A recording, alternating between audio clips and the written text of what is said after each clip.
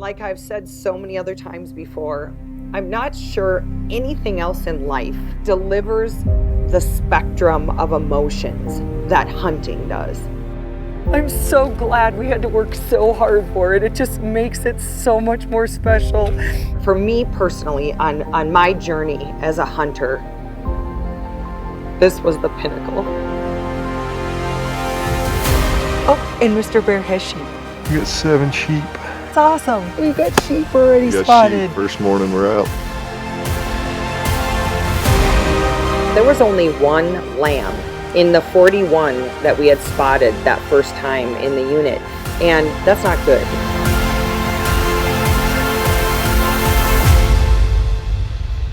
Says a lot, I would have bet, about the predators in this area.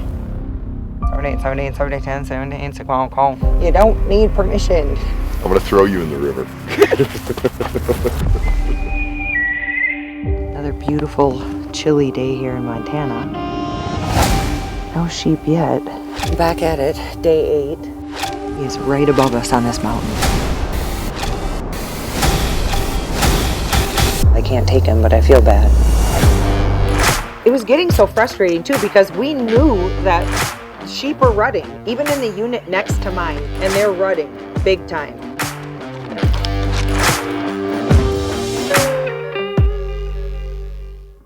I think we may have a ram skull, and we are going to hike. It's 100% a ram skull. You think? Yes. You're going 100%? I'm going 100%. Yeah. I mean, here we are up here, hunt of a lifetime, and the biggest ram we find on the unit's dead. You know that movie Groundhog Day, where you kind of feel like you're in the same day over and over? Actually, I don't feel that way because we keep seeing really cool stuff. Just a beautiful part of Montana is all the wildlife. You know, when you're on a hunt, you typically see all the species except what you've got the tag for, and that's what was happening in our unit. But nice big muleys in the rut's a good close second.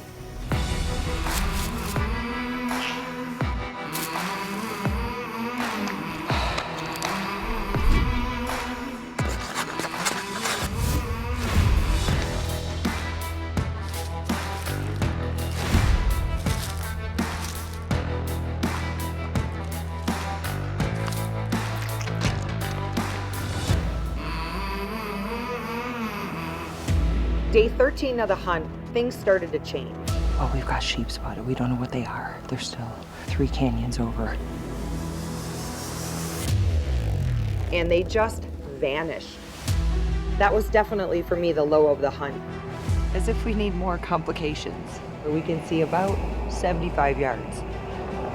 The night before day 15, we had gotten a pretty good snowstorm. We're driving into my favorite spot, and I glance up and I see a ram on the top of the skyline, and we're like, let's go for it.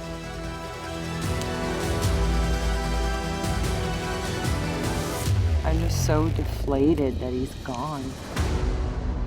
It was like the second low of the hunt, and time's running out, and I'm getting nervous. Later on in the afternoon, Heath and I drove around to the back side of the mountain to Glass, and the second Heath got out of the car, he said, I've got a ram. So Heath thought of a great plan to drive back around, hike up, and we were just gonna sit on that saddle where we know that ram in the morning crossed and wait it out. I'm about 40 yards away from my gun and I hear psst, psst. And there is a beautiful big ram staring down at us. And I finally whispered to Heath, should I run for my gun? Should I go for it? And he said, go for it.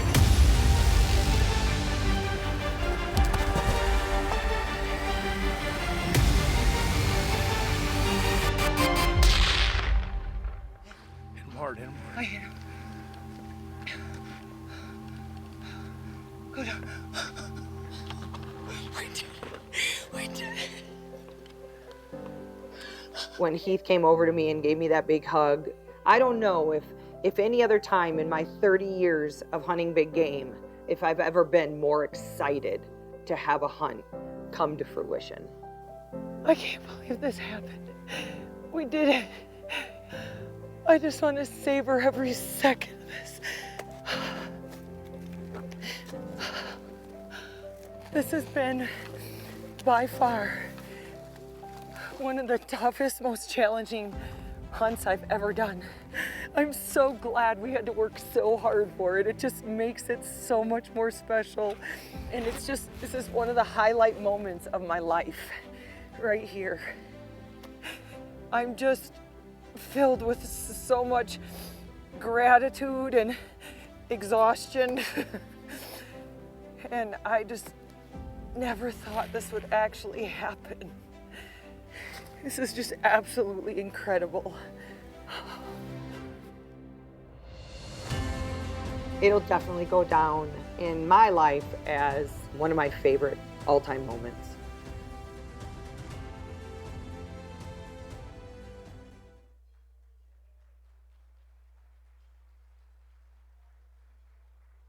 Ladies and gentlemen, please rise for the presentation of the colors of Mexico, Canada, and the United States by members of Boy Scouts of America, Troop 55.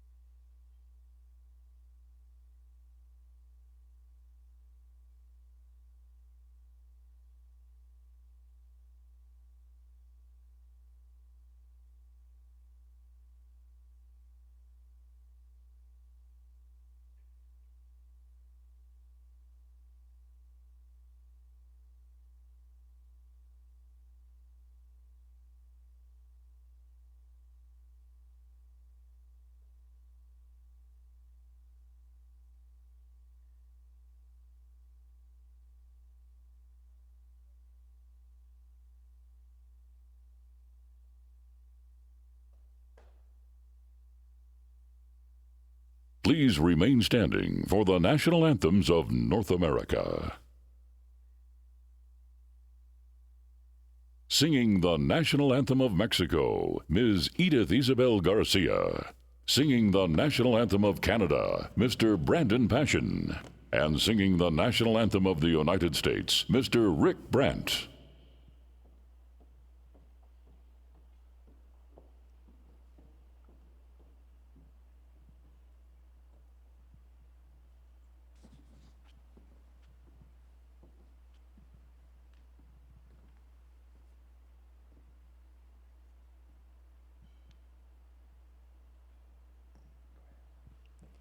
Mexicanos al grito de guerra, el acero aprestad y el bridón, y retiembla en sus centros la tierra, al sonoro rugir del cañón. Y retiembla en sus centros la tierra, al sonoro rugir del cañón.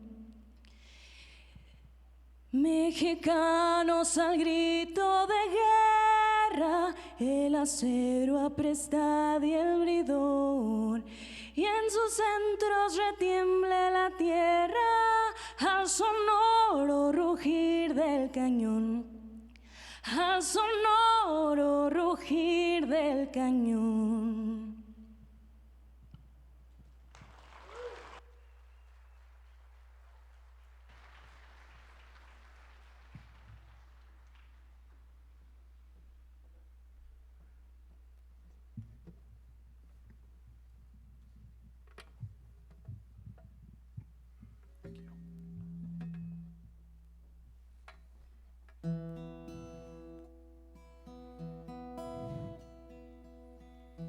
Oh, Canada, our home and native land, true patriot love in all thy sons command. With glowing hearts we see thee rise, the true North strong and free. From far and wide, oh Canada, we stand on guard for thee. God, keep our land glorious and free. Oh, Canada, we stand on guard for thee. Oh, Canada, we stand on guard for thee.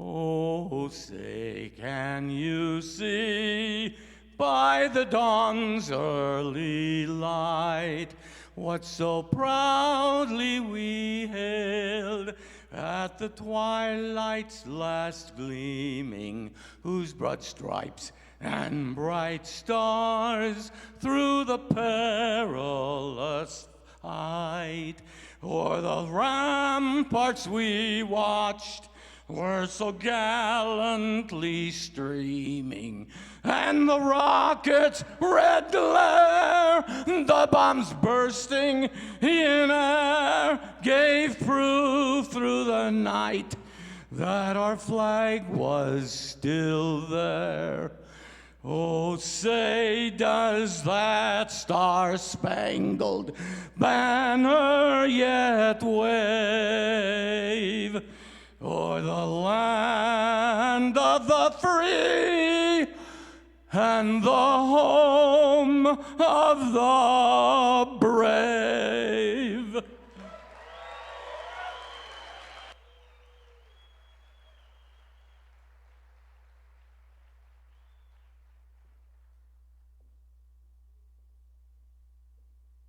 Ladies and gentlemen, please welcome Maddie Panaz, Membership Manager of the Wild Sheep Foundation, for our invocation.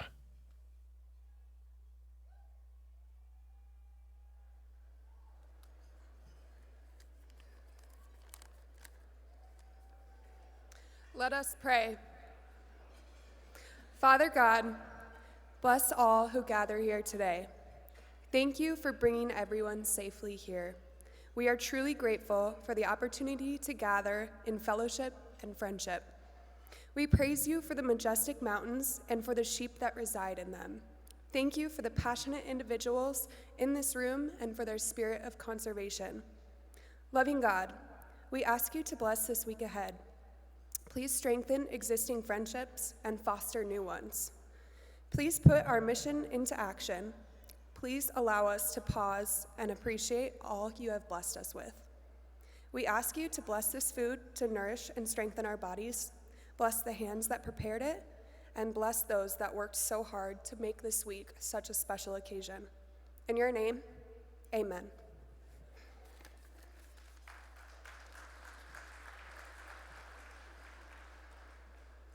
Ladies and gentlemen, please welcome the President and CEO of the Wild Sheep Foundation, Mr. Gray N. Thornton.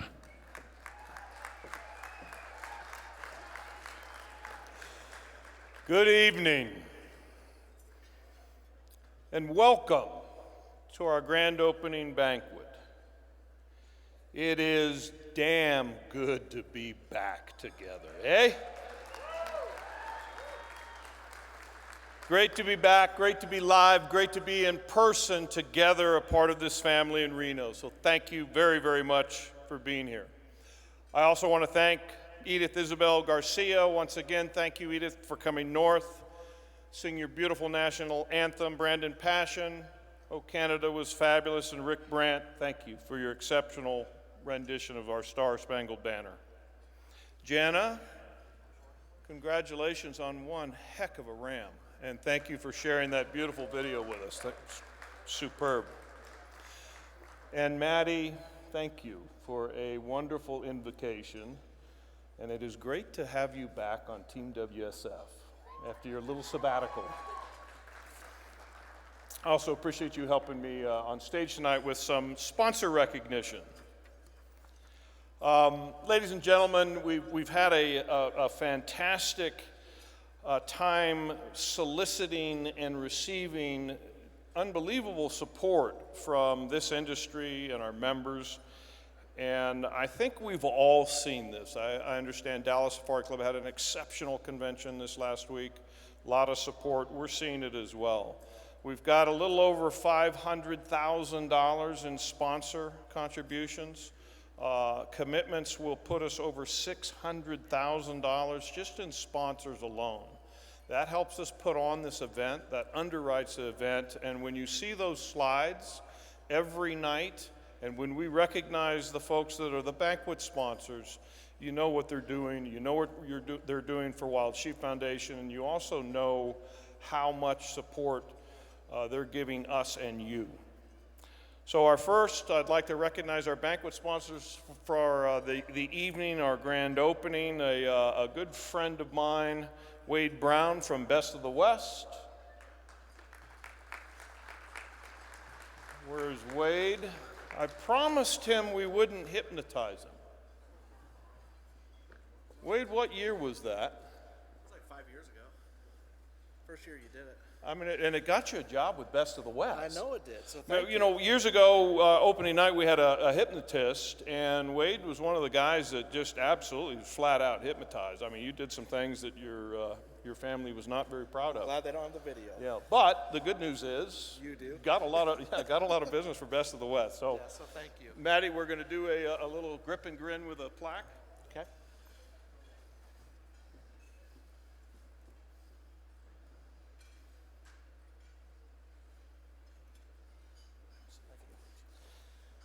Just really like to thank the opportunity to be back here after being a year off. We've had a really good relationship with Wild Sheep Foundation since they were in Cody, and to be able to full circle and come back and be from Cody to Reno and put more sheep on the mountain, it's awesome. So thank you all for being here. Let's have a great convention. Thanks a lot. Appreciate it, brother. Yeah, appreciate you. Thank you, Wade.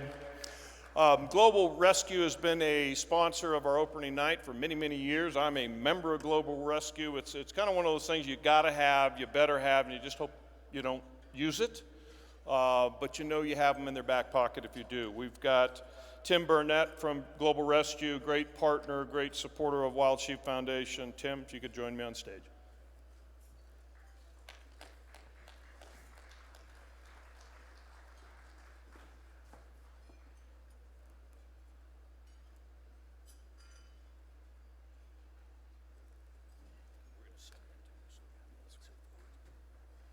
On behalf of the entire Global Rescue team, thank you, and we're appreciative of the partnership with Wild Sheep Foundation. So many of us in this room and throughout the world have been able to partake of hunting sheep, partly due because of what the foundation does and for all the support of the members, and so thank you. Thank you. Appreciate it, Tim. Thank you very much. And now a great friend of the Wild Sheep Foundation, Jeff Sposito of Stone Glacier. Stone Glacier has been a longtime sponsor of the Wednesday opening banquet and also the sponsor of the Pint Night. I know people were enjoying those the great beers. So if Jeff could join me on stage. Jeff's not here. We have somebody else coming. Oh, Lyle Hubel will come. Great to have you, Lyle. Lyle Hubel. Hey guys, obviously Jeff's not here. He was down in Dallas, probably had too much fun, so we left him back in Bozeman. But just want to say thank you for everybody for coming out. Obviously we support Wild Sheep and everything that goes on there, and we're excited to continue our sponsorship and looking for more years doing so. So thank you everybody.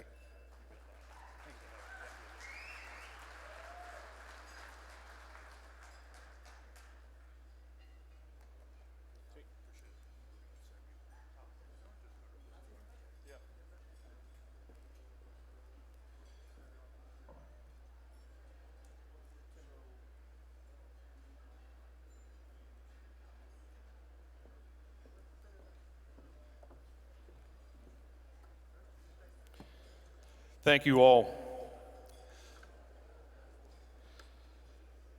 Ladies and gentlemen, to say that the last 2 years were challenging would be an understatement. We've all faced it. Yet challenges often bring out our best. Market and other challenges force us to rethink, to retool, to evolve, and to innovate. Challenges force us to reinvent how we do business, to support the things that we care about. Those who invent, reinvent, innovate, evolve, thrive, while those that do not often lose their relevance or even perish. Sheep hunter conservationists relish challenges. We, in fact, thrive on it. No climb is too tough, no ridge too far, no mountain too high. Ladies and gentlemen, Wild Sheep Foundation last year evolved, but we even thrived.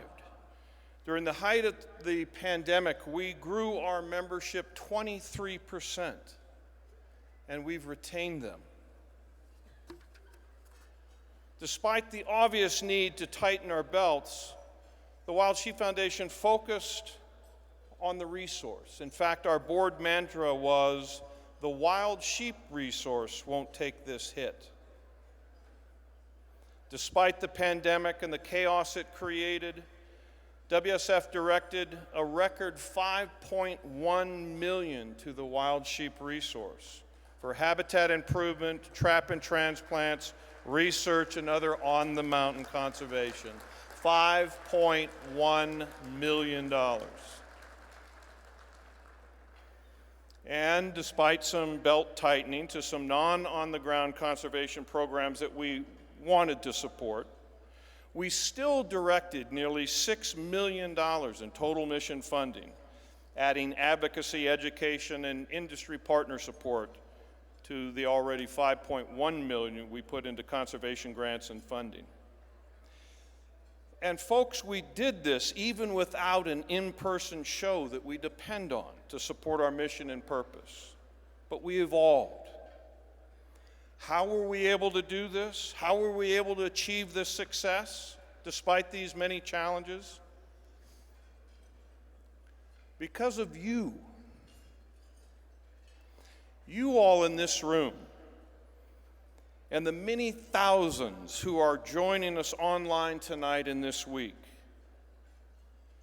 You showed up and supported us online last year with our Sheep Week virtual experience, and we are back in person now. Thank you.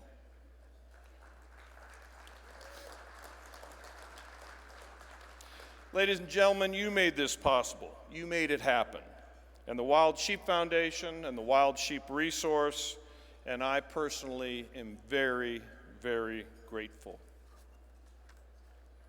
Before I invite Kim Nieders and Mike Iazzi onto the stage to recognize some long-time, 25-year and 30-year supporters of Wild Sheep Foundation, and our chair for her welcome comments, there are a few special folks that I'd like to recognize. J.D. Romick is our truck driver. He got our trailer up from Bozeman, and I want to also thank all the volunteers who unloaded it Sunday and Monday. I want to thank Paula Powell, Teresa DeJoseph of GES and their team for their exceptional support setting up the expo hall. As we know, labor is a little tight right now.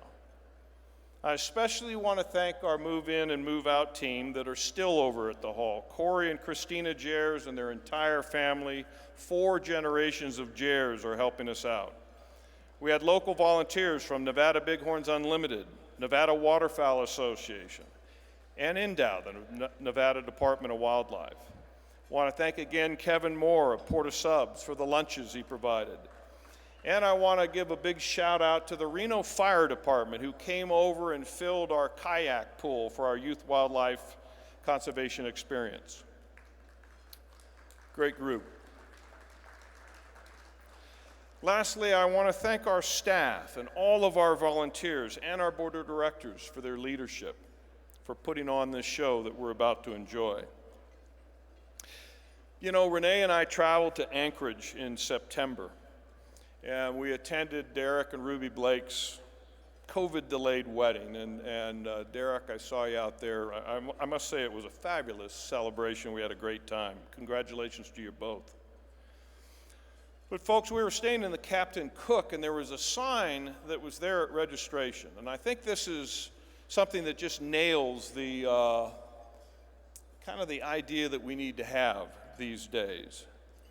And if you could bring up that slide, John. The sign said, "The world is short-staffed. Please be kind who showed up." So true. We've all had our challenges either getting here or trying to get here and just living our lives. But I want to thank you all for showing up. I want to thank you for being here tonight. Thank you for being here this week. And thank you for being a part of the Wild Sheep family. Once again, welcome to Sheep Week. Welcome to the 2022 Sheep Show. Welcome.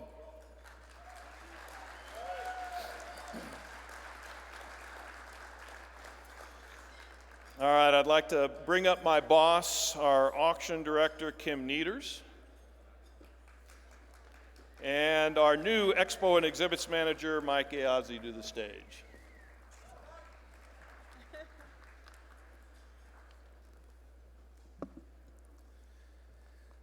Thank you very much for showing up and being part of this great event that we have going. Without exhibitors and donors and attendees like you, organizations like this would not exist. We wouldn't be able to put money back into the resources on the mountain. To that end, I want to thank the 30-year exhibitors this year, the Hunting Consortium. You want to come on up? Got anybody?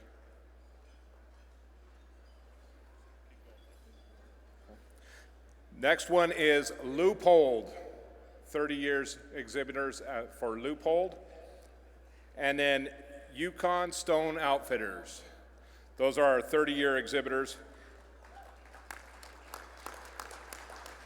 Absolutely. We have some nicely wrapped boxes over here, and Grace and my boss did that because we know I'm not going to be able to wrap them that way. Kim? Hi, everybody. Thanks for coming. It is great to see all your faces this year. Woo! We're back. I missed every one of you that I have gotten a chance to hug, and I know I'm not supposed to hug Gray, but I can't help it. Tonight, I just wanted to thank everybody that always donates to this show. That's the biggest part of my job, other than those RAM awards. But when I call you guys, you're always a yes. Most of you guys are like, do it again, Kimmy, and I just love that. And I just want to thank each and every one of you for donating. And I want to thank my team of people that helped me get those donations too. I've got a committee that helps me get them, and I couldn't do it without those folks. So thanks to my committee. I've got a big list. There's 18 people, but you know who you are and you know what you do, and I thank you for that. Tonight I wanted to recognize a special donor. I only have one at 25. He always says yes when I come begging for hunts, but everybody knows him by his politically correct t-shirts. He's been donating. He's a great friend of mine, but behind him is a wonderful woman and a great guide son. I'd like to bring up Coke Wallace, Joanne, and Parker.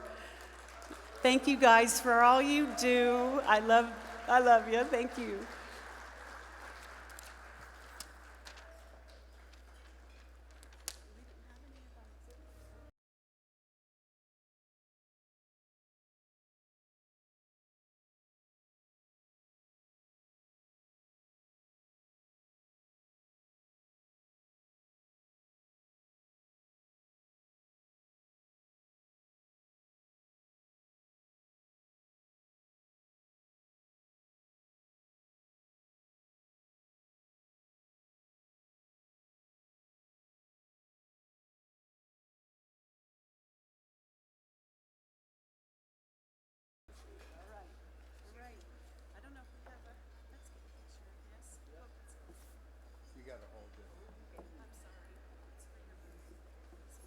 I can't believe they're brave enough to let me say something here, but you guys, this has been a rough couple of years for all of us. And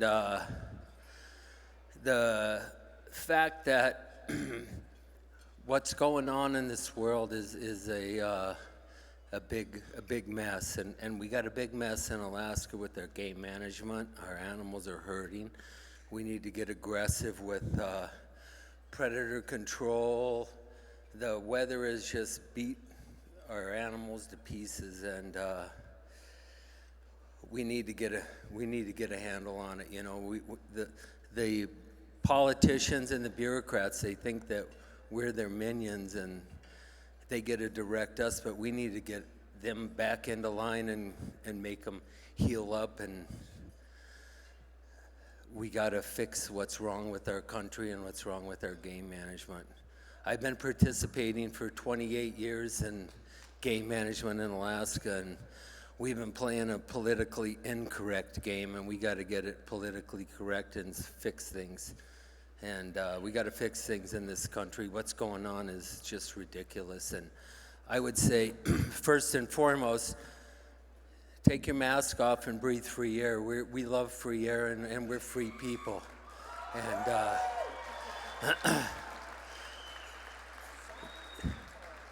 a mandate is not a law, and they say follow the science. I've followed the science. I've started at the beginning, and I was wearing their mask, I was wearing their gloves, and it was a joke and a mess. And I lost some folks that were real dear to me from the Wuhan Fauci death jab, and we paid for all of that shit. And we need to hold the people accountable that have done to us what they've done to us. And we're going to keep having these meetings. We're going to see each other and do what we want and be within 6 feet of one another and breathe free, clean air. That's what it's all about. And the only thing those masks are good for, they're as worthless as Joe Biden. They're good for bacterial pneumonia, and that's it, and that's all. And we got to take this country back. We got to take this back. We got a problem. There's more polar bears now than when Al Gore was spawned. A bad day in history, but be that as it may. We have the ability to manage this wildlife. Alaska sheep are hurting. We've had 2 bad spring weathers, and I just went through, at Christmas time, we had 4 feet of snow, followed by 6 inches of rain, followed by 4 feet of snow. The sheep are in bad shape. And in the old days, when the government trusted the private individuals, people went out and they took care of the problem. You have to go out and you have to suppress the predators. We have the ability to manage our wildlife for sustainable yield. Dominion is ours. It's not a voting machine that stole our republic, and we need to take back what belongs to us, and we need to manage our game so anyone in the world from Fairbanks to Phoenix to Finland can come to Alaska and shoot a sheep or a moose or a caribou. We have the ability to do that. It's nothing to be ashamed of. Where we live in Denali National Park, that sheep park was brought to you by sheep hunters in the early 1900s. It was called Mount McKinley National Park. They have not had a dedicated sheep biologist in over 40 years. They have a wolf biologist, they have a bear biologist, and no sheep. They don't care about the sheep. If they grow the sheep, they'll have the wolves that they want.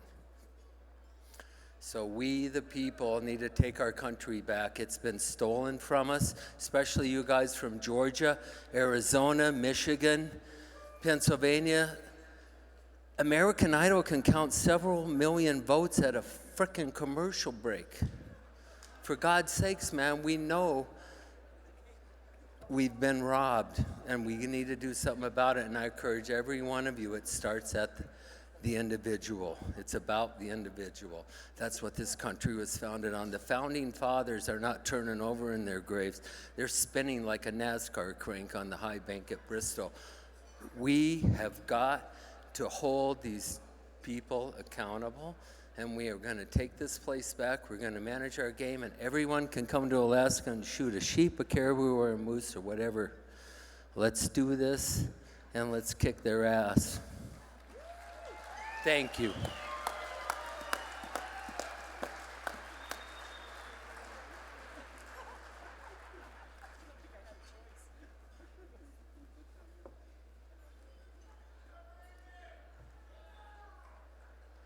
Bless America. Thanks for being so brave. You're a brave man. Yeah. You know, leave it to Coke to give an inspiring donor recognition speech. So thank you, Coke.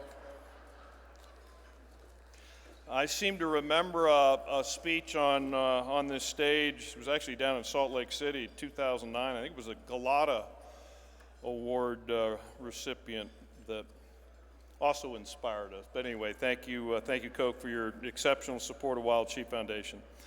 Folks, like sheep hunters, true leaders shine when the going gets tough.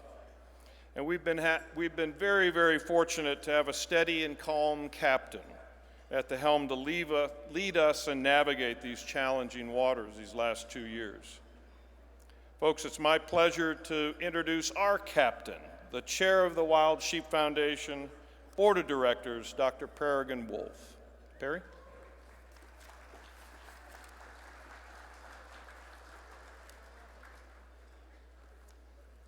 Thank you, Gray, for those kind words. Welcome back to Reno, everybody. This is just fabulous. Welcome back to the Sheep Show that we look forward to every year. It's a chance to reconnect with friends, to share stories, and to satisfy our addiction, which is the conservation of wild sheep. We have missed this over the past 2 years.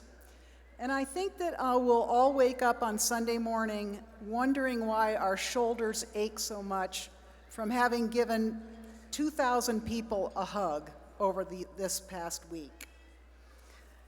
I would like to take a minute to acknowledge and introduce some of the many people that help to fulfill the mission of the Wild Sheep Foundation. And I want to start by first introducing my fellow board of directors. And if you all could just stand when I announce your name. I think one of them's not here, but we'll go through them. So first, our vice chair is Glenn Landris. Our treasurer is Charlie Kelly. Our secretary is Larry Jacobs. Then we have our director, Tony Caliguri, Jan Damaski, Wayne Henderson, Brett Jefferson, Glenn Pine, and Kyle Stelter. And over the past 2 years, these folks we've spent more time on Zoom calls than I care to account for, and we've been working hard on your behalf. The other group that I would like to introduce and acknowledge, I'm not sure that any of them are here, is our Board of Trustees. And the chair of that group, Chair Emeritus, is Lee Anderson. The current chair is Oscar Carlson. Charlie Kelly is the secretary. And then other members are Kevin Rinke and Louis Rupp. Please give them a big hand for steering us in the right financial direction for the foundation. And then finally, I would like to introduce our Professional Resource Advisory Board, which is a group of individuals who help us with technical issues dealing with either biology, science, policy, land management issues. And our current chair is Tim Schomer. Our vice chair is Karen Gordon. Our secretary is Trish Hebden. Other members of the team are Anna Fontana, Vern Blake, Bill Jex, Helen Schwancha, and Melanie Woolover. So please give all of these folks a big hand. They're working hard every day for the foundation. And I just want to also thank Gray and his staff. Really, over the past 2.5 years, I don't think they've had a day that is the same as the next day. We have worried about convention and delivering the world-class event that we always know the Sheep Show to be every single day, and it doesn't matter what you throw at this group of people, they're able to deliver every time. So I would like everybody to give a big hand for all of the Wild Sheep Foundation staff.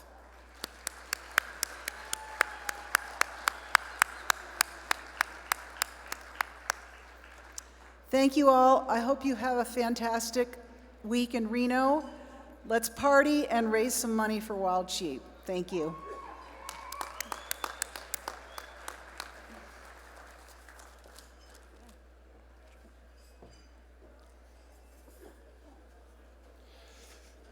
Keith Balford, our Director of Marketing Communications, kind of come up with something that he's closing a lot of his communications with that I really like, and it's come for the sheep, but stay for the party, and I think that's what we're going to do over the next few days. Ladies and gentlemen, we have some awards that we'd like to present tonight, very deserving recipients. And the first award that we're going to present is our Grassroots Award. It is for a fabulous volunteer, both to the Wild Sheep Foundation and our many chapters and affiliates. And to recognize this year's recipient, I'd like to bring up Keel Johnson from Utah and Utah Wild Sheep Foundation. Keel?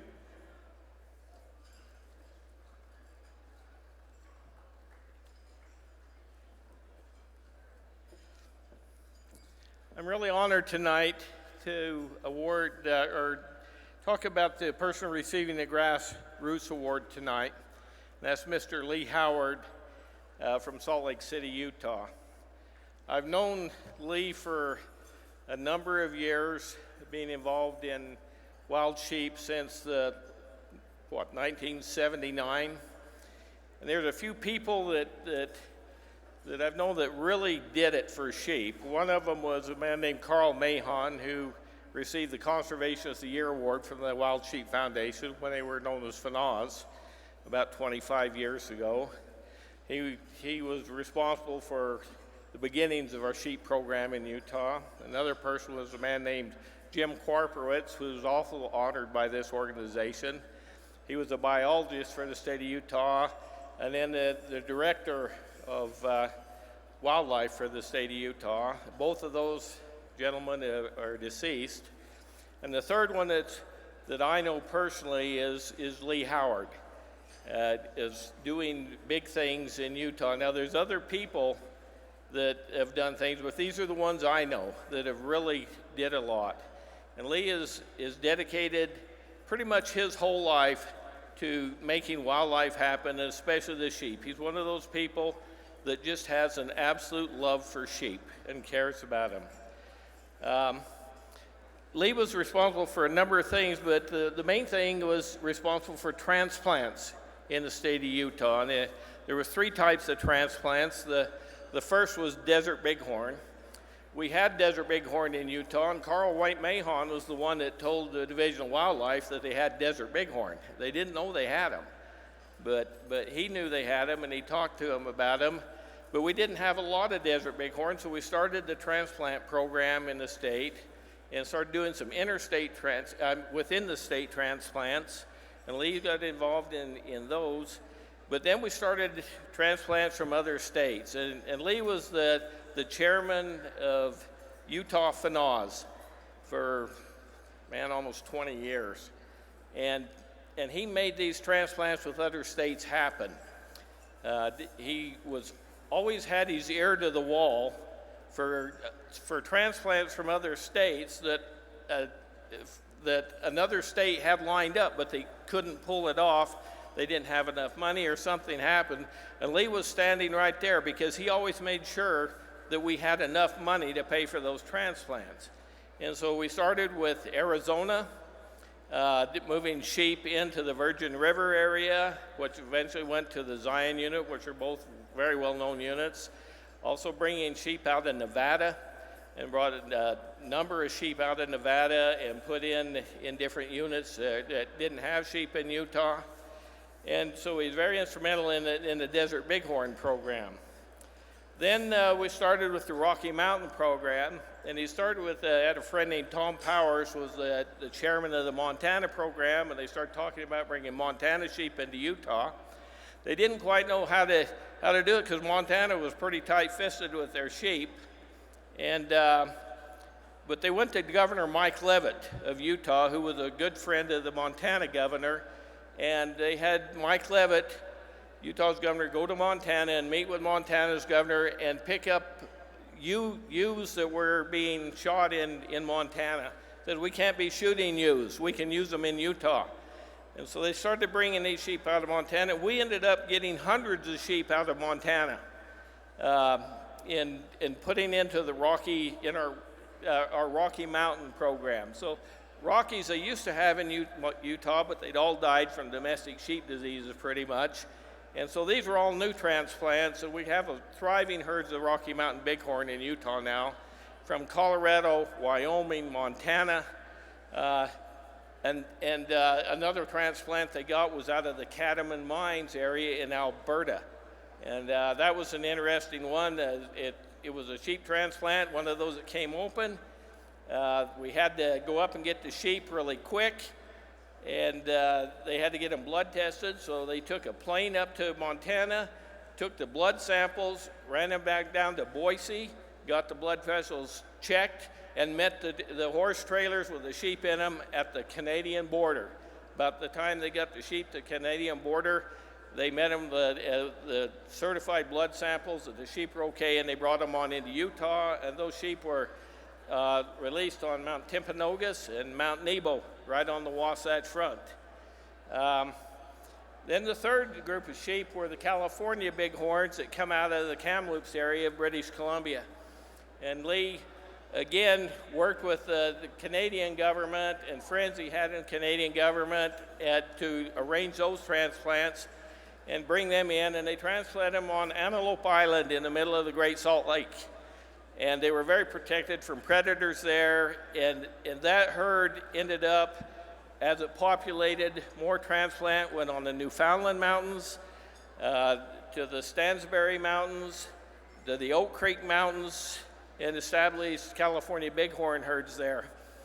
And a thing that was really neat this year is Lee drew out on the California Bighorn tag on the Newfoundland Mountains. And I was with Lee and a number of other people here when he shot that ram.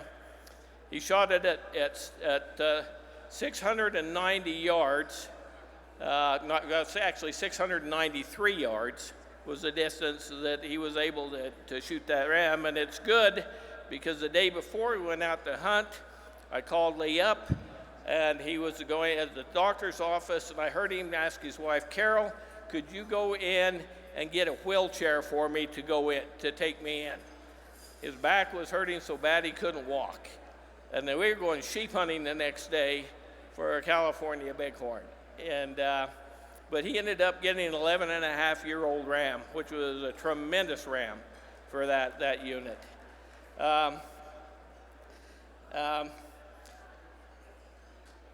One of the things that when he was working with other states, he said it was easier to ask for forgiveness than it was for permission. And so he did a lot of work with behind the scenes to make these transplants happen, and some of them were in place before anybody knew they were in place. The other thing he did, was a great thing on the sheep program, was initiating the buyout program and working with domestic sheep ranchers to buy out their sheep from operation of sheep to cattle. And so they come up with the money and go talk to the sheep rancher. And he said one thing was really important to him, that when they walked away from those negotiations, that both felt that they won, that the win-win situation was extremely important to him. And if that didn't happen, he didn't want to do it. That the rancher felt he was treated fairly, and the state felt that they were treated fairly. The other thing that he was involved with, he understood what our biggest challenge is right now, and that's recruitment and retention of our youth. We're dying from the bottom up if we're not careful. And so at the Utah chapter meetings, he would invite the youth to come, and they got in free, and they had youth raffles there so that there wasn't a youth that went away that didn't have some type of a prize in their hands. And these are some of the things that Lee's did over his life. And I'm really pleased to make this presentation that discuss Lee's history, because he's a very close friend of mine. A very close friend. So anyway, come on up, Lee.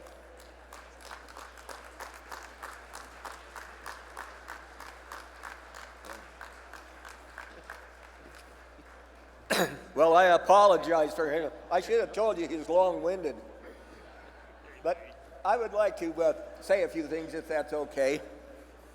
It all started out many years ago, and the board of directors had a meeting at every before every banquet, and they gave out monies, and I learned how to suck money out of the national convention. And I rode to the convention and sat down to Gary Vince, and he told me how to get money from the things. So what he told me is go in and talk to every one of the people that's a director and explain your program to them. And we did that. And this Wild Sheep Foundation in our early years gave us a lot of money. I mean, it just wasn't us. It was a series of people. 3 years ago, I had the guy from British Columbia come up to me out here, and he said, "Are you Lee Howard?" And I says, "Yes." He says, "You and I sent sheep to the Antelope Islands." And I love to hear that. I mean, and we talk about putting sheep back on the mountain. Well, I've taken 4 sheep off the mountain here in Utah, and I've put back 500 sheep. So that's one of the things I did. I've also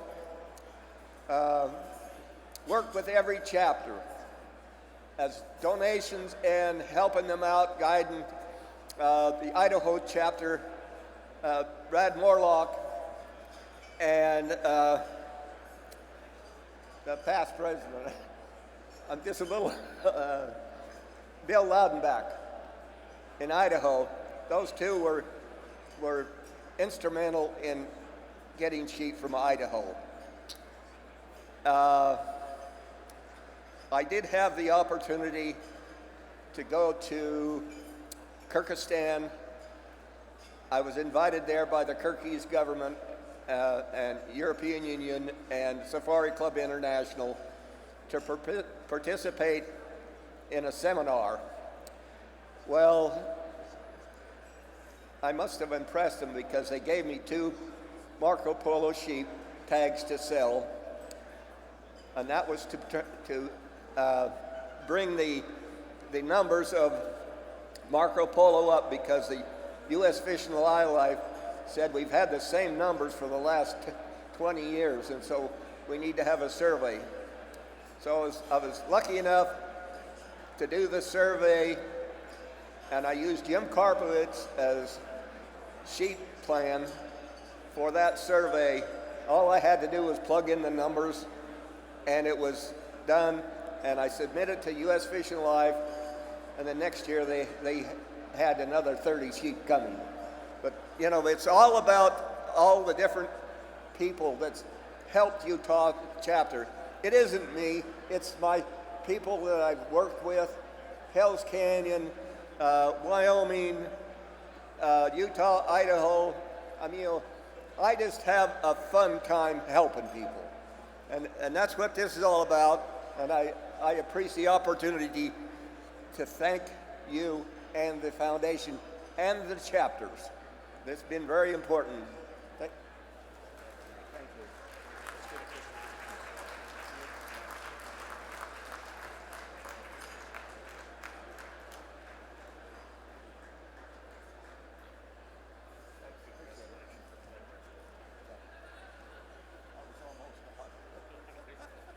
Thanks, great.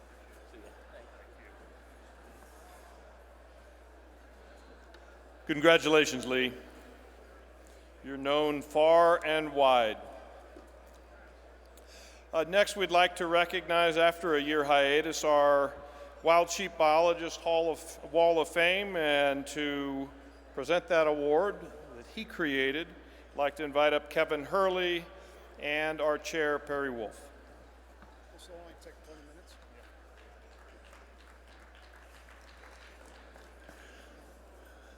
Thank you, Gray.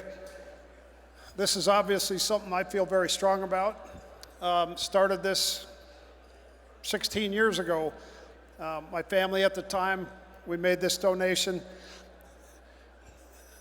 And the point of this was to honor and acknowledge a certain set of people that really understood the connection between sound management and hunting opportunities. As you just heard from Keel and Lee, the first recipient was Jim Karpowitz, one of my heroes and a good friend, and we lost him much too soon in the last year. We've had 14 recipients so far. You can see the first 6,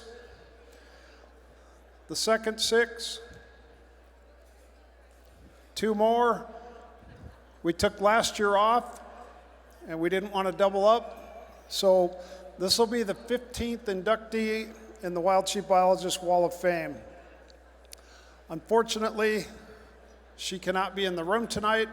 She is home in British Columbia, but I would like to announce Dr. Helen Schwanza, retired wildlife vet from the province of British Columbia, as this year's inductee into the Wild Sheep Biologist Wall of Fame.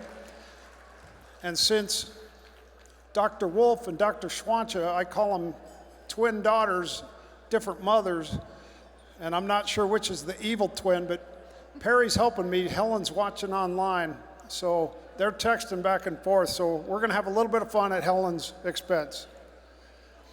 I bet a lot of people didn't know that she grew up in a circus family, and then her first real backpack trip was from Canada. She made it to Woodstock, and from there it was all uphill. She tried being a jockey and a horse trainer for a while. She had time spent at various daycare facilities.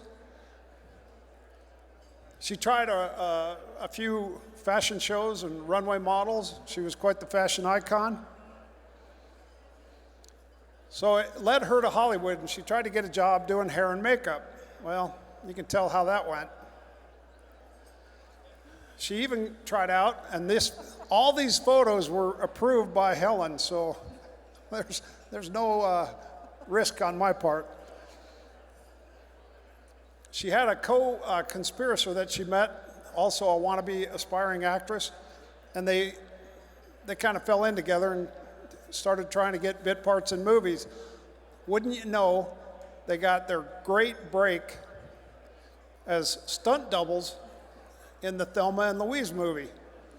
And we all know how that worked out, going off the cliff at the end.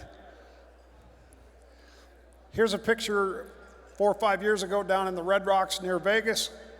And fortunately, they both lived through that crash. And no kidding, that is Brad Pitt. After that, one of the best things Helen and Perry led the way on is this set of documents for the Western Association, all the Western Fish and Game agencies on health sampling protocols. So they've done a lot of work.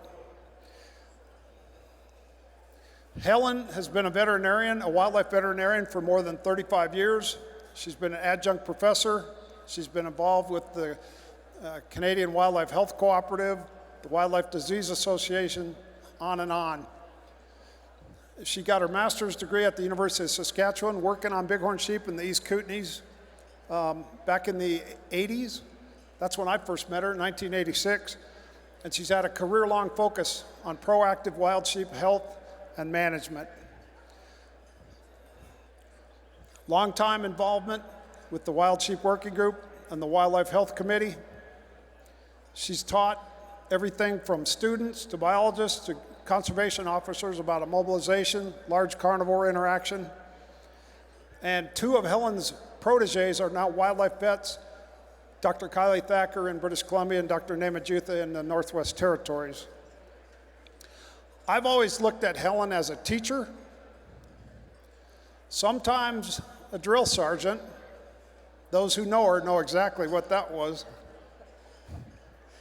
Sometimes a cut-up, but always, always, always a respected colleague who loves wild sheep.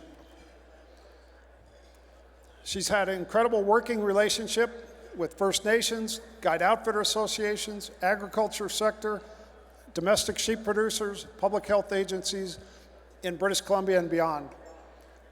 Lots of publications in her resume, and she's been a longtime go-to resource for so many of us. She's an accomplished professional, but she's also a highly respected wildlife vet, a colleague, and a friend to Perry, to me, and so many of us in the room. In recognition of her nearly 40-year and continuing career and for her leadership on wild sheep health, wild sheep management and conservation, and so much more, please help me congratulate Dr. Helen Schwanza on her induction into the Wild Sheep Foundation's Wild Sheep Biologist Wall of Fame.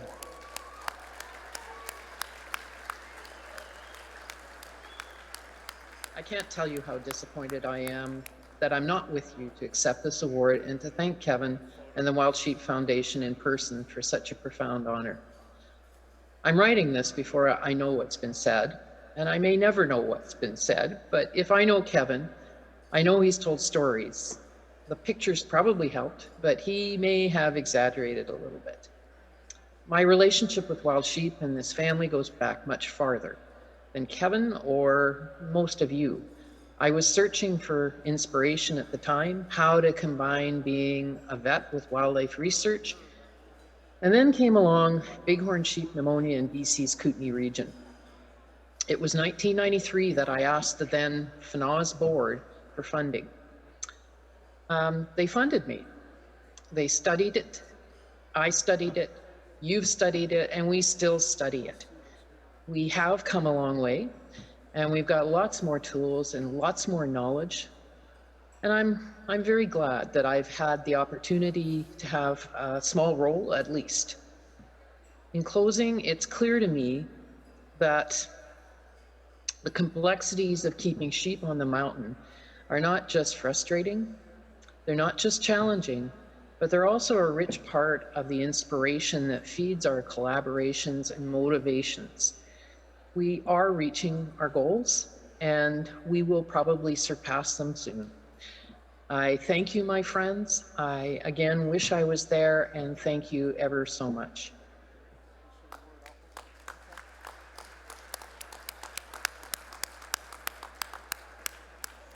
As Kevin said, I've worked with Helen a lot. Not only is she an amazing woman, a consummate professional, excellent veterinarian, but one of the things that impresses me the most about her is she is so giving of her time to students, to biologists, to anybody that wants to talk about wildlife health, and she will do anything to help them learn and grow so we can all be better at what we do. So, Helen, well deserved, and I wish you were here.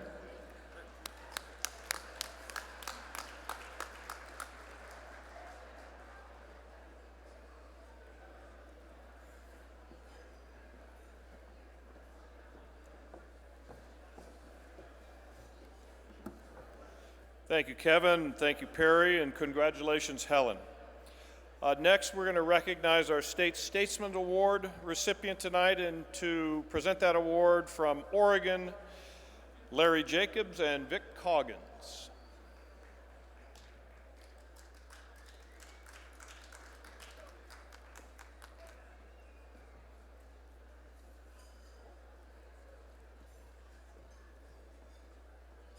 Thank you, Greg.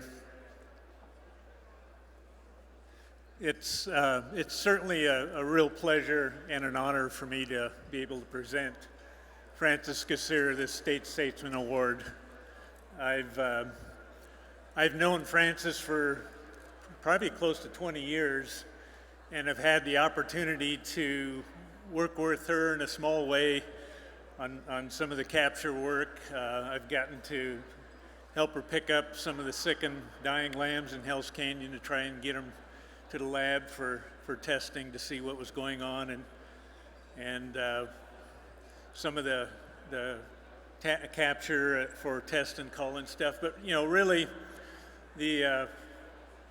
the folks that have helped the most, I think, and done a lot of work for Francis are the biologists that are out in the field and stuff. And we've asked a longtime biologist, probably one of the longest, to come up here and say a few words. And this is Vic Coggins. And Vic was the district biologist in the Northeast Oregon area for, when Francis came onto the job. So Vic, if you can say a few words about Francis, I appreciate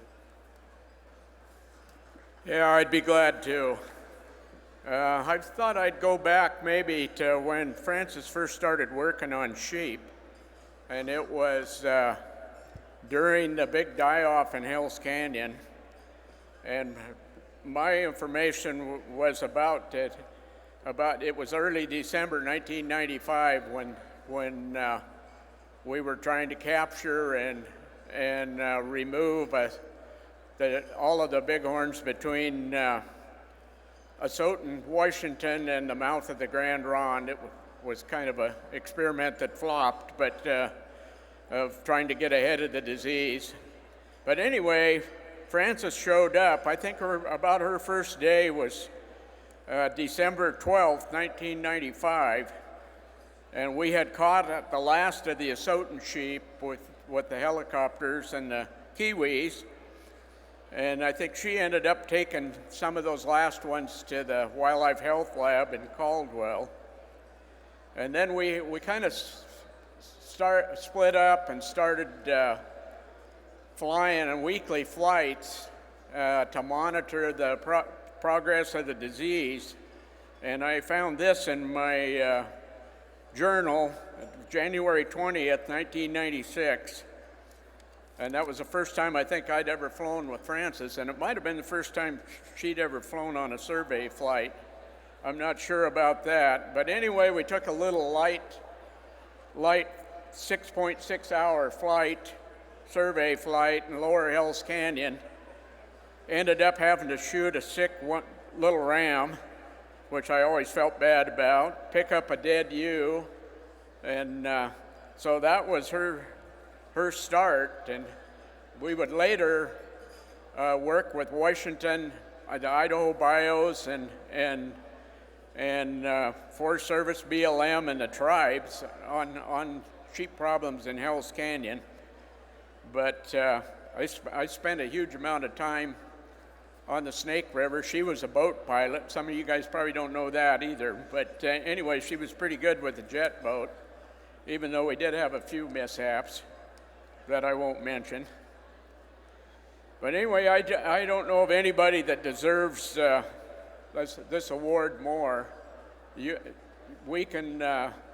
Record keeping was really one of her strong points as well, and I could find a ear tag number and or any other identification, and she'd figure it out and she'd have it documented.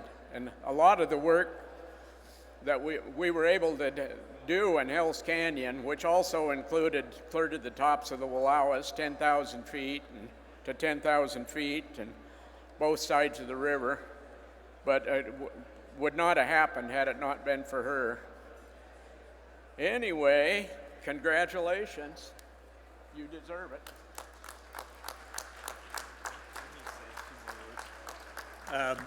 So before I have Francis come up and say a few words, on behalf of the Wild Sheep Foundation, we sincerely want to thank Francis for the 25 years of work that she did in Hell's Canyon, for her leadership. She's been the backbone of the Hell's Canyon initiative, so thank you very much for that.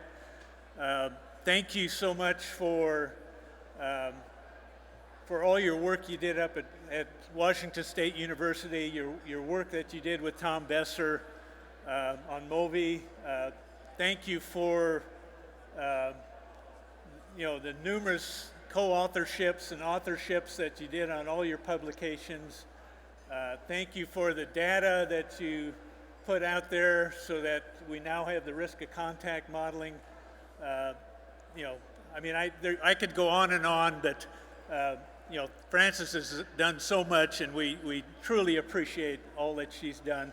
It's done so much for bighorn sheep, not only in Oregon, Washington, and Idaho, but west-wide and even beyond that. Even in Canada and Mexico and wherever there are bighorn sheep. So with that, Frances, can you say a few words?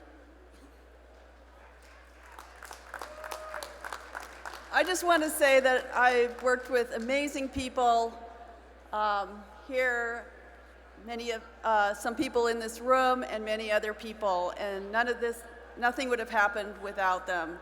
And I hope we continue. I look forward to continuing on working together.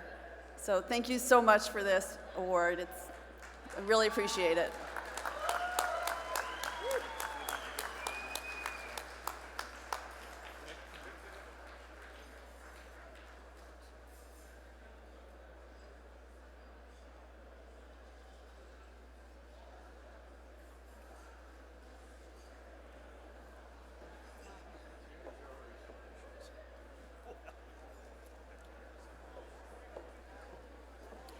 Congratulations, Frances, and thank you, Vic. Thank you, Larry.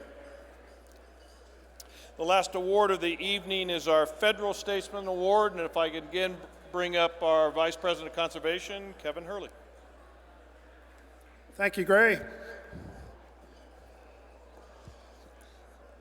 This award recognizes a government official for his or her outstanding contributions to wild sheep at the national level of the country they're from. We started this award in 1979. It's not given every year.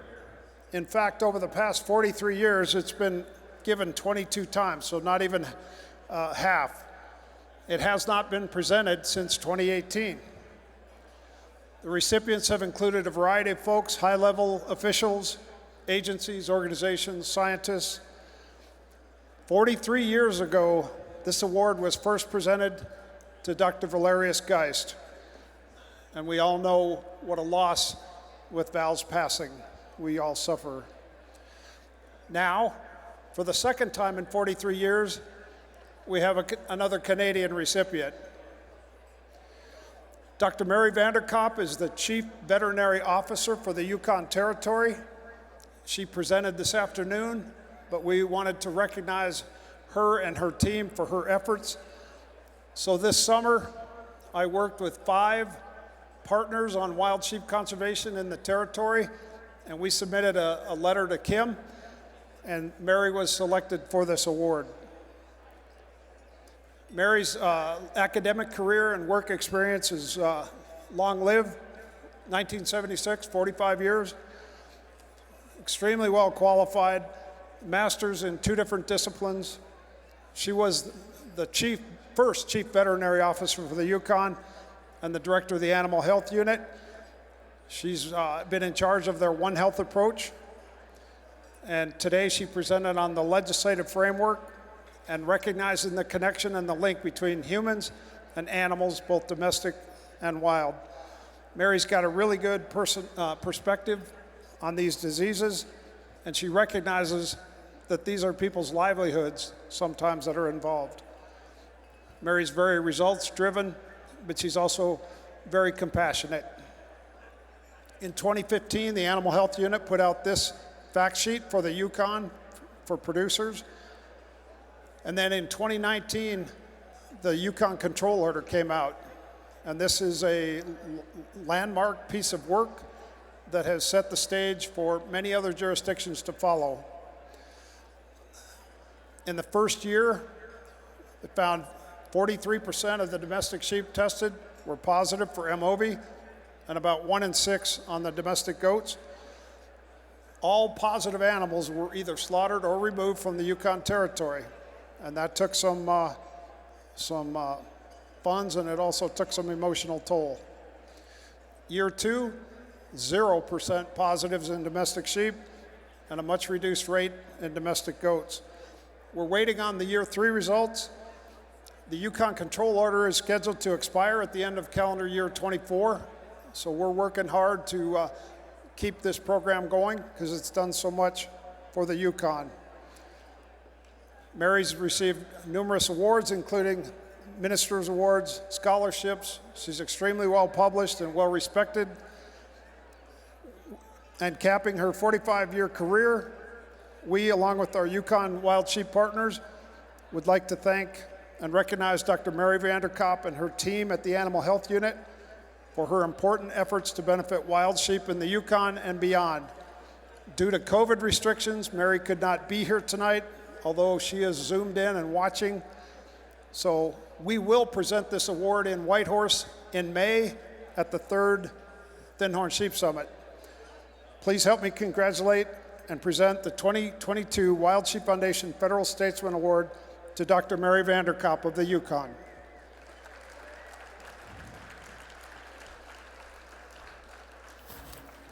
First of all, thank you, Kevin, and thank you to everyone who voiced support for granting me this award. It's been actually very hard to compose a response because I've truly felt at a loss for words. I'm very honored, and I can only accept, really on behalf of the entire team in the Yukon government who contributed to taking what I think is really a bold step and to seeing it through. I think it's actually quite rare that governments can or will take action before a crisis, and that deserves to be acknowledged. There are certain individuals who were instrumental in making this happen.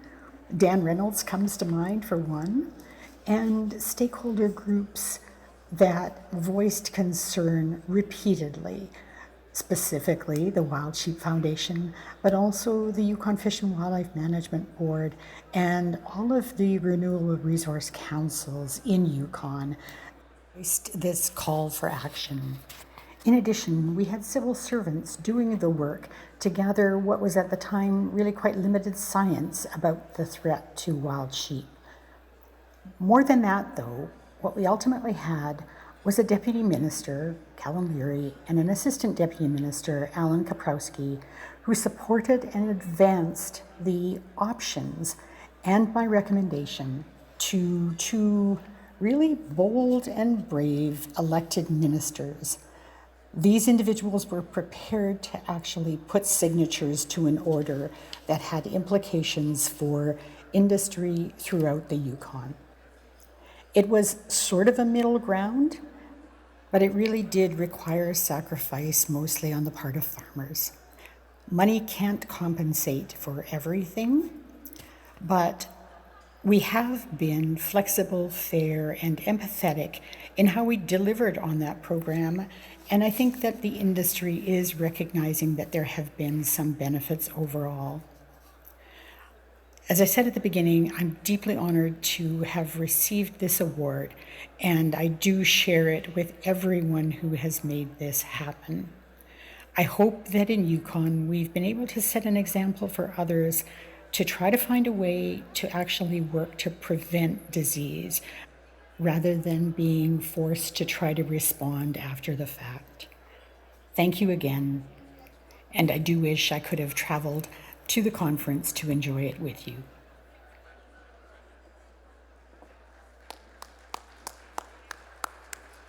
Congratulations, Mary, and thank you, Kevin. All right, we're going to